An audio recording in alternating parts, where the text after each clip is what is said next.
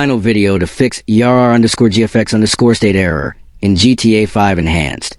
And if your game keeps crashing, listen carefully.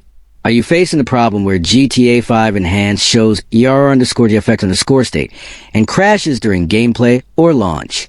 This usually happens because graphics drivers are outdated, game files are corrupted, or in-game graphics settings conflict with your hardware.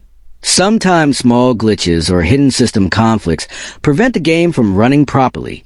Many YouTube and social media solutions show long driver tweaks, risky file replacements, or confusing settings changes that take forever and often fail. On Rexist, I keep it simple and safe. I discovered a secret easy trick that fixes ERR GFX STATE fast and lets GTA 5 Enhanced run smoothly.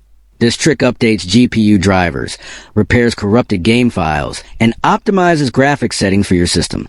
You do not need advanced skills or extra software. I tested this method multiple times, and it works perfectly every time.